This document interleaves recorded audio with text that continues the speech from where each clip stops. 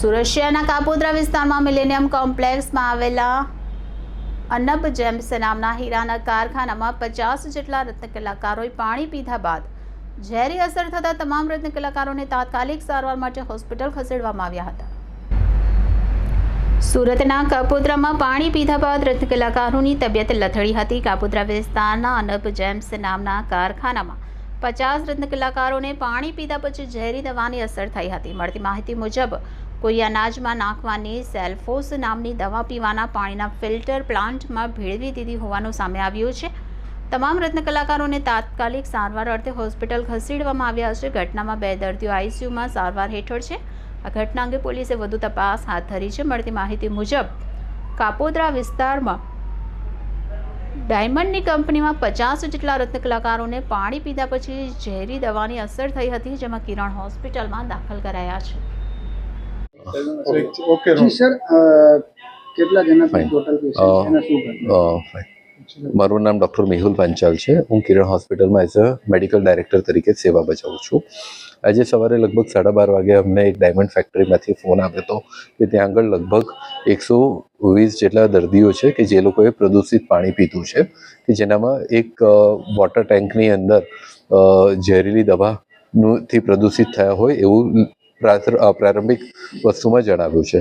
એ 120 દર્દીઓમાંથી લગભગ 104 દર્દી અમારી કિરણ હોસ્પિટલમાં આવ્યા છે।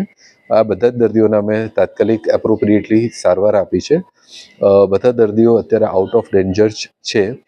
104 દર્દીમાંથી 102 દર્દી એ વોર્ડમાં એડમિટ છે અને 2 દર્દીઓ છે કે જેમના નામ છે રવિ કિરણ પ્રજાપતિ 30 યર મેલ અને જયદીપભાઈ બારિયા 22 યર્સ મેલ, જે લોકો આઈસીયુ હેડમાં સારવાર લે છે। સર, તમને શું જાણ કરવામાં આવી હતી કે આ લોકોને શું થયું છે ને કેવી રીતે?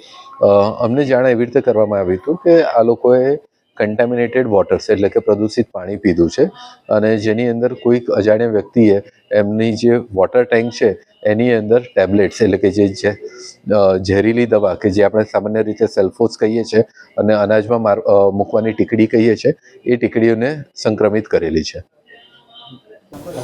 મારું નામ નટવરભાઈ છે। અમે બધા આનામ જેમમાં બેસી છીએ તે સવારમાં બધાએ પાણી પીધું એટલે વાસ આવવા મળી, એટલે શેઠને વાત કરી કે આમાં વાસ આવે છે પાણીમાં। તે તપાસ કરી તો અંદર પાણીમાં દવા હતી, એટલે અમુક કારીગરને ચક્કરને એવું આવવા મળ્યું હતું, પેટમાં લોસા વળતા હતા। પછી તાત્કાલિક શેઠે બધાને દવાખાને એડમિટ કરી દીધા। અત્યારે બધાને સારું છે, કોઈને કોઈ તકલીફ છે નહીં અત્યારે। 50થી ઉપર માણસો હતા બધા અમારે। સ્ટાર્ટિંગમાં અમુક માથું દુખતું હતું ને એવું થતું હતું, કોઈ ચક્કર માથું દુખતું ને પેટમાં લોસા વળતા ને એવું થતું હતું, પણ હવે તરત એડમિટ થઈ જાય ત્યારે બધું સારું છે, કોઈને કંઈ તકલીફ છે નહીં અત્યારે। અમને સવારે 10 વાગ્યા તો ખબર પડી, પછી બપોરે એડમિટ થયા હતા અમે।